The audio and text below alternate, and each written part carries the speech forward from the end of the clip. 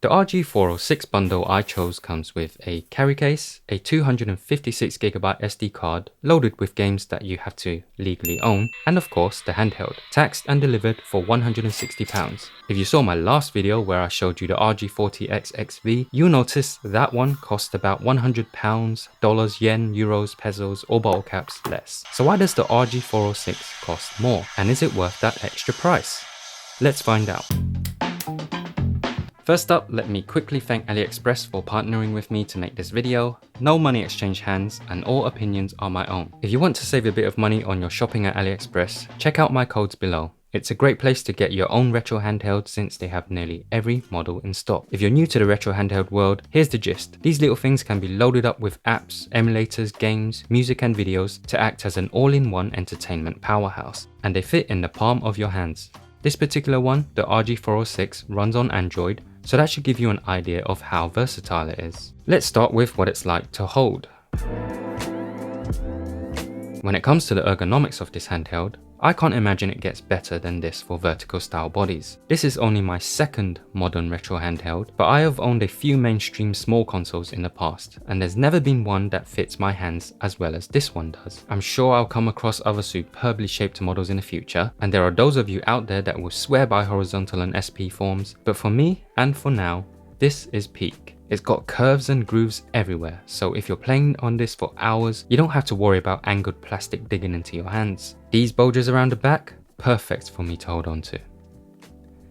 These bulges are perfect for me to hold on to, there it is. They also make the RG406 sit comfortably on flat surfaces, so the trigger buttons don't scrape the desk like they would on my RG40XX. And it's also much easier to get a grip on this to pick it up. My favourite hand health feature are these two slots designed for maximum ring finger comfort. The plastic is robust and has a premium finish. It's been years since I've held a SNES controller, but this sensation is invoking those memories, and I could be convinced they're identical. So it doesn't just look the part with this colorway, it also feels on point. And don't worry if you have sweaty hands, I've played with it for hours every night, and there's no sign of grubbiness at all. It's difficult to see prints on this.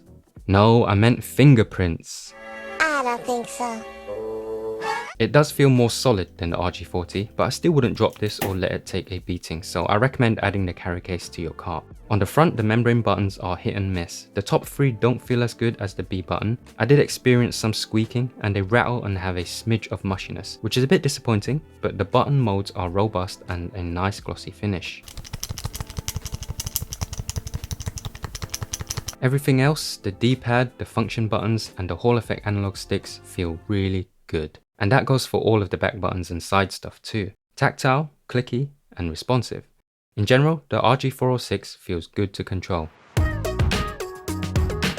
On the bottom we have two drivers for stereo sound, and Anbernic seems to have shunned the Apple playbook and included a headphone socket. I recommend using a right angled cable for maximum comfort. I connected a pair of Bluetooth headphones to this, but the latency was off-putting. My Skull & Code dongle eliminates the issue, but it's disappointing that the onboard Bluetooth is unacceptable out of the box, and to get a dongle like mine would cost about £20. You can find a link to the Skull & Code dongle in the description below, along with other relevant stuff from this video.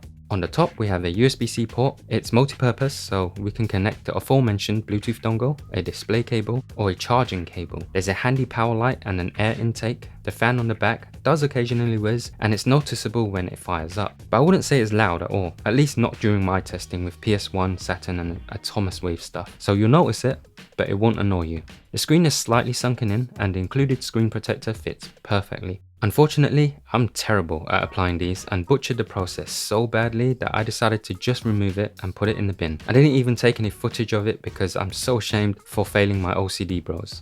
Take your time when applying yours. The screen goes plenty bright and games generally look excellent to me. But if your eyes have gotten used to OLEDs, you will notice that the blacks are closer to a very dark grey.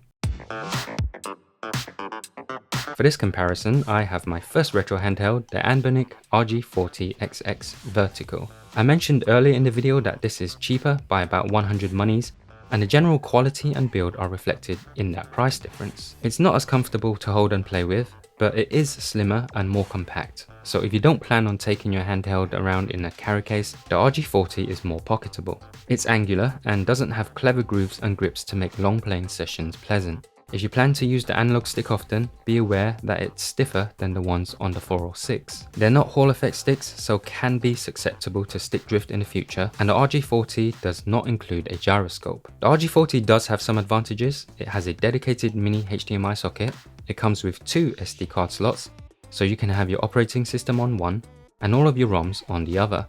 This can be very convenient if you plan on transferring everything to a different handheld in the future. And the screen has more pop on this model. Spec wise, the 406 has a higher resolution and pixels per inch, but aesthetically, it looks more attractive on the 40. Finally, I felt like the RG40 was much easier to start playing straight out of the box. It's very obvious on first boot where everything is and how you can get your game started. With the RG406, the Android interface had my underdeveloped iPhone brain quite confused, and I had to look up some guides just to understand how to get to my emulators. But of course, after the learning curve, I did settle in and got a sense that there is a huge potential for what you can do with this device running on Android. If I could only have one, I would choose the 406 over the 40. The power, build quality and comfort all sit in a sweet spot for me, and it performs quite well with the N64 and Dreamcast games I've tested. But if you only intend to run PS1 and below, the RG40 is perfectly fine, and it's a popular model for a good reason.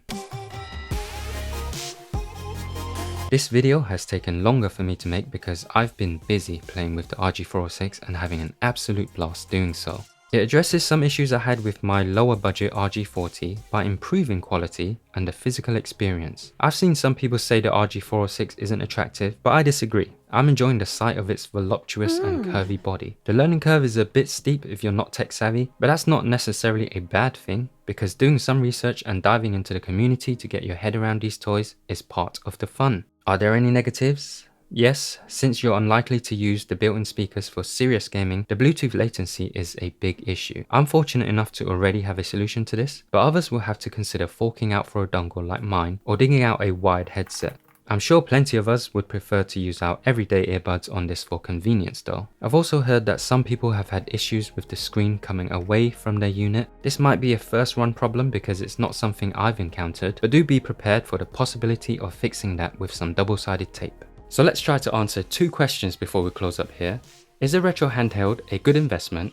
And is this retro handheld in particular the one for you? Well, if you didn't get a chance to complete some of your old games, or want a quick way to revisit and check out some titles you neglected to boot up, this is the perfect way to do that without needing to wire up a whole console. It makes the barrier to entry for nostalgia trips and completionist OCD much lower. I have fond memories of my time with a game called Legend of Legaia on PlayStation 1, but had to return it to Blockbuster Video before getting the chance to complete it. Yes, I am that old. Now I'm looking forward to chipping away at it during my next long haul flight or any other downtime I get between my full-time job and working on this YouTube channel. Don't forget to like and subscribe so I can spend more time on these videos and get them out to you quicker. Thank you for the support. With the power and comfort the RG406 offers, I believe this is an excellent option. For the price, we get a retro handheld that looks legit, feels good in the hands, and runs my old games without many glaring issues. But as I mentioned in my previous video, make sure you're aware of the compatibility and form factor that's right for you before diving in, because there's no point in paying for features you don't need. If you want to watch that video now, click on the link you see on the screen and I'll see you there. Otherwise, thanks for watching and I hope you have a great day.